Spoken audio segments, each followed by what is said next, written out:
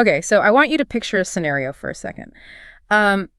Imagine a busy mother who is just leaving the grocery store. Oh, we've all been there. Right. Her hands are completely full of these heavy bags. Yeah. She has one kid tugging at her coat, asking a million rapid-fire questions about some toy they saw in aisle 4. Naturally. Always at the worst time. Exactly. And right in that chaotic, overwhelming moment, it just hits her like a ton of bricks.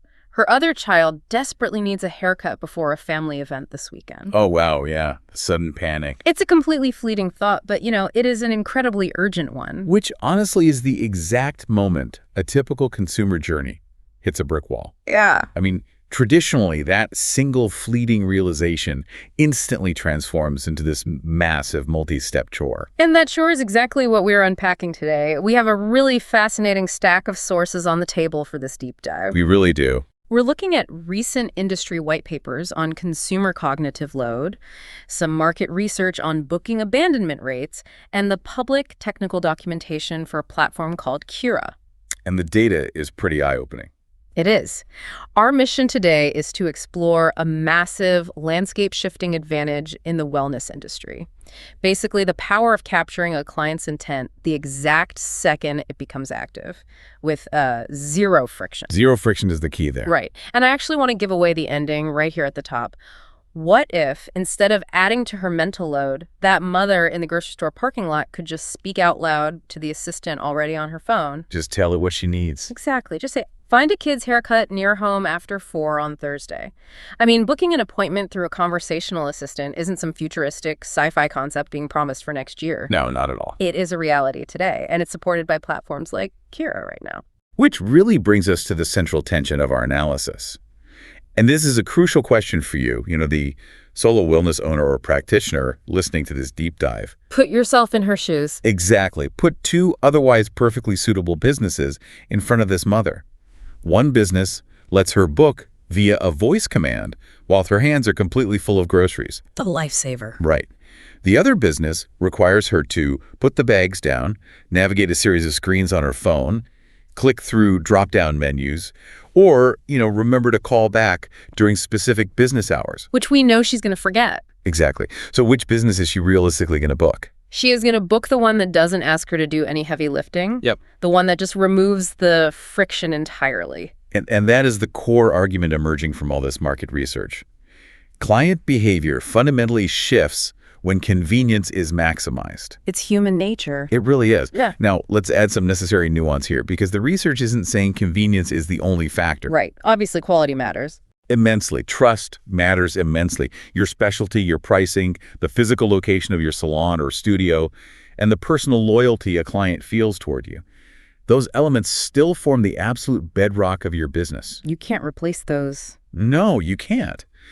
But when all else is equal, right, when she is deciding between 2 great stylists or 2 highly rated massage therapists in the same neighborhood, the business with the frictionless path is the one that captures the appointment. I always look at the traditional booking process through the lens of a leaky bucket analogy. Oh, that's a great way to think about it. Yeah, because every single extra tap on a screen, every required account creation, every time a client thinks, I'll just do this later when I get home, those are all holes in the bucket. Mm-hmm. And the water is just draining out. Exactly. Industry data shows drop-off rates spike with every mandatory interaction. Every time you ask a client to do administrative work just to give you their money, a potential booking drops out of one of those holes. It's basically self-sabotage at scale. Right. So conversational booking essentially acts as the ultimate sealant. It plugs those holes by catching the client exactly when their intent is highest. And if we look at the broader behavioral shifts happening right now, this intent stretches far beyond just tapping on a smartphone screen. Oh, absolutely. The documentation shows that conversational assistants are becoming deeply integrated into our physical environments. Take our cars, for example. Right. Everyone's connected on the road now. Yeah. Google has publicly detailed how Gemini is functioning in Android Auto as a back-and-forth voice experience. That's huge. It is. And while the sources aren't claiming a specific proprietary vehicle integration for Kirah here, they are proving a vital point about human behavior and accessibility. Think about being a passenger in a car on a highway. You're completely detached from a screen. Just looking out the window. Yeah, you are just riding along and you suddenly remember you have a scheduling conflict for your massage next Tuesday. In the traditional model, you have to make a mental note, wait until the car stops, pull out your phone, log into a portal, and try to find a new time. Which is incredibly tedious. Very. But in the conversational model, you simply ask your assistant to reschedule it right then and there. The intent is captured, processed, and resolved in real time, safely, without you ever needing to look down. The cognitive load just drops to near zero. Exactly zero. So let's pivot to the practical side of this, because I know if I'm a solo esthetician or a hairstylist listening to this, phrases like agentic booking and conversational interfaces sound like a Silicon Valley fever dream. They do sound very buzzword heavy. Right. My first thought is going to be that this sounds overwhelmingly complicated to implement. The earlier draft of this technology often came with the promise that we didn't need to know how it worked. Just trust the black box, basically. Exactly. But honestly, as a business owner, I do need to know how it works conceptually. I don't want to be patronized. Nobody does. So can we pull back the curtain on the actual mechanics here? I mean, how does an AI agent actually read a calendar and book an appointment without breaking things? That is a completely fair pushback. You absolutely deserve to understand the mechanics governing your livelihood. Thank you. We don't need to dive into the specific API endpoints or the raw code, but conceptually, it operates like a highly skilled master translator. Okay, a translator. Yeah. Think of the assistant on the phone as the client-facing layer. It understands human language, the messy, informal way we speak. Like next Thursday after soccer practice. Exactly. The connector, which is Kirah in this case, sits between that assistant and your actual business calendar.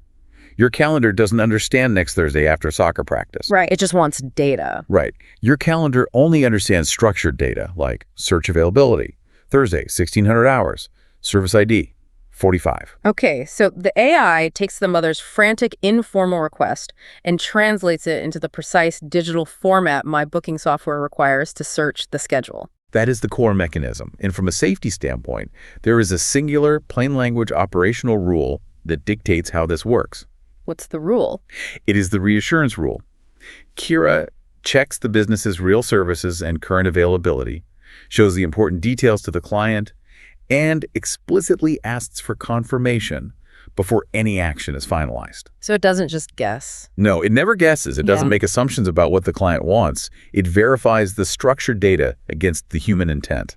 I really like this framework. The documentation actually uses a very specific memory line to summarize this philosophy, which I love. Oh, yeah, the front door analogy. Yes, the assistant is the front door, the connector is the working front desk. It is such a vital distinction. The AI assistant, whether that is ChatGPT, Gemini, or Siri, is just the door the client walks through. Right. But the connector is the administrative worker actually executing the tasks behind the desk. Well, let me challenge that analogy for a moment on behalf of the listener.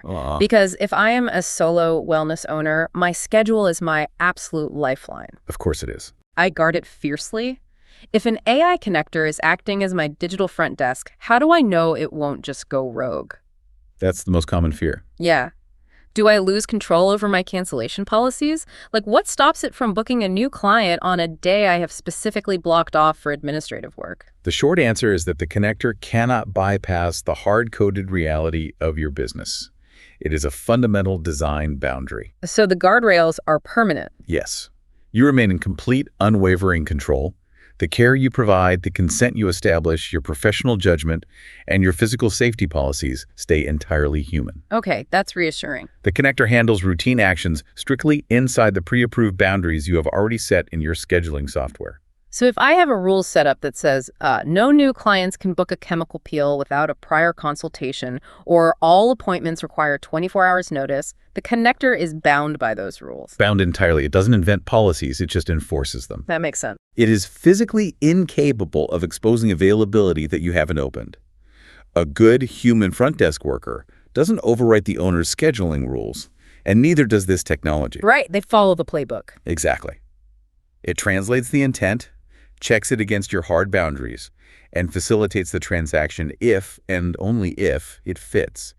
This leaves you completely free to handle the human connection. Which brings us to what I think is the most profound shift for the practitioner. Oh, the relief side of things. Yes.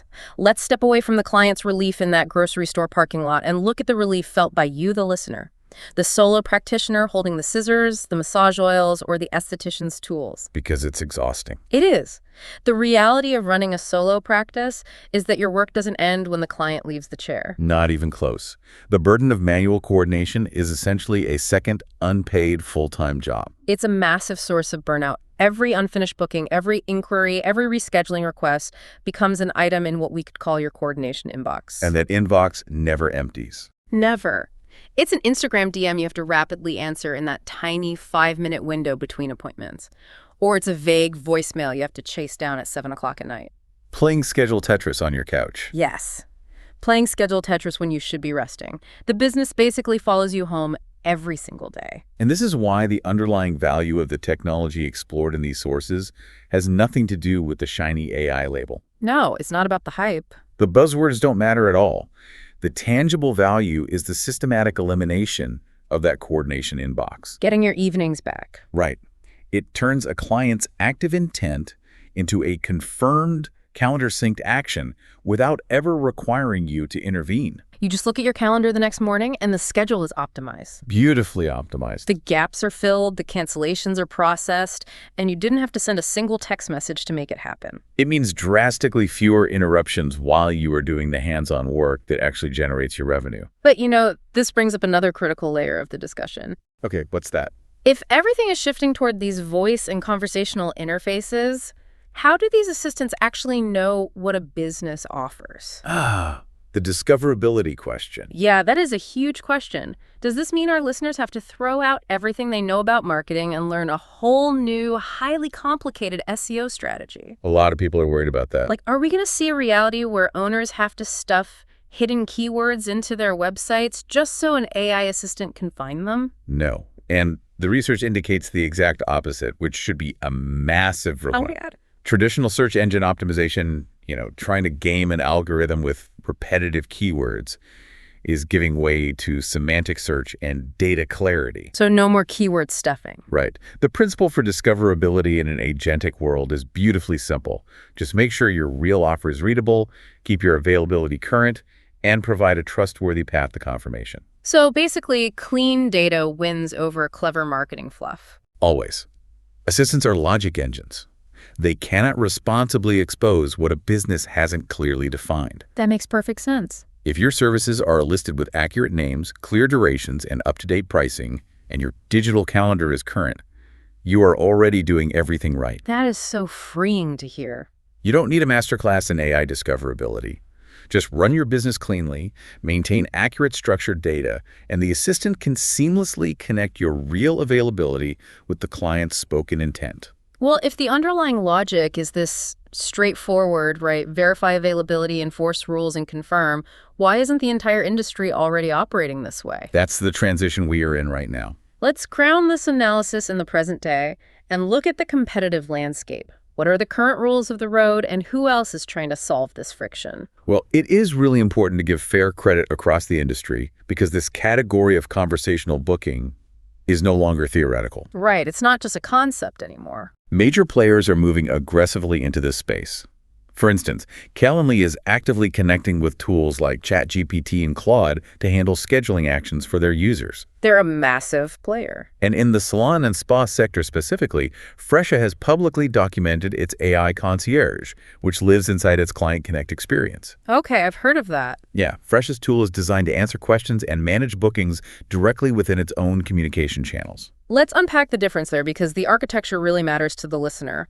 Fresha seems to be building what we would call a walled garden. Exactly. The AI lives entirely inside their specific app or their specific chat interface. But the documentation for Kirah highlights a fundamentally different approach. Kirah is open platform by design. And the strategic difference there is massive. Why is that? Well, a closed ecosystem is great if you want everything contained in one proprietary app. But an open platform design means the booking connector is not locked into exclusive agreements with any single AI agent. You aren't forcing the client to adopt a new behavior. Right. You aren't forcing the client to use a specific app.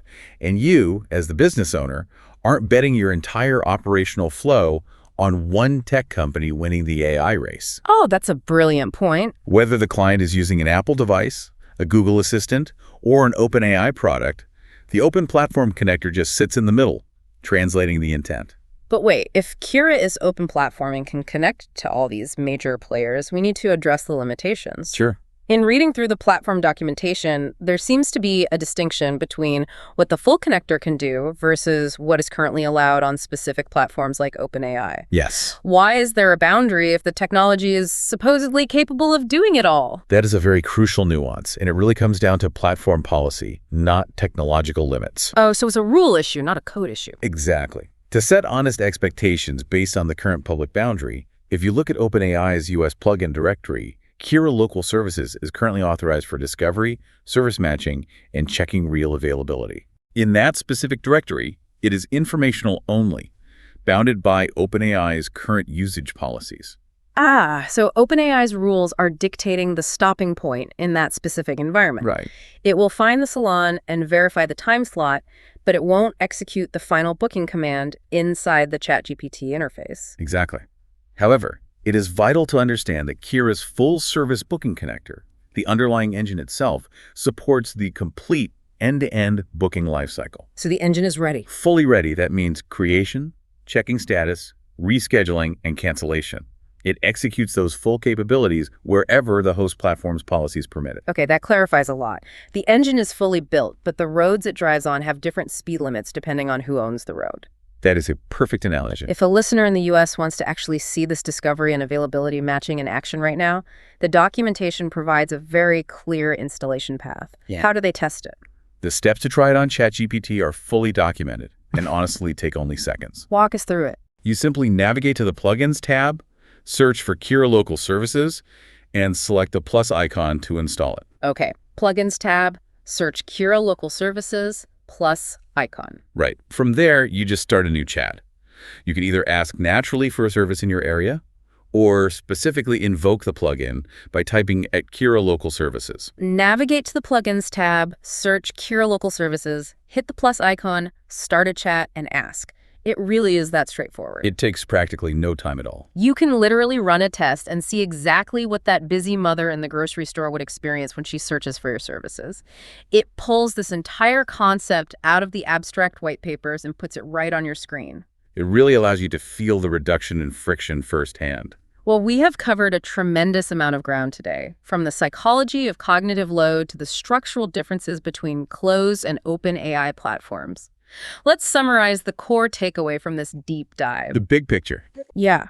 The era of forcing clients to navigate complex digital hurdles to give you their business is ending.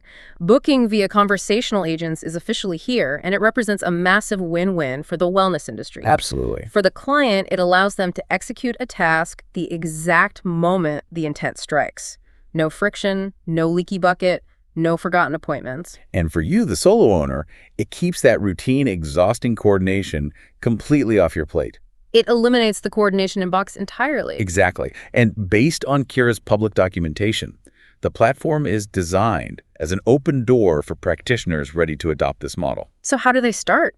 The self-onboarding process is entirely live and available right now at Kirah.ai. That's KIRAH.ai. Correct. And if you want to explore how your specific business rules map to a conversational connector, you can reach out directly. The team monitors emails at admin@Kirah.ai, messages at get.Kirah.ai on Instagram, or you can drop a comment on their content. They want to hear from the owners. They do.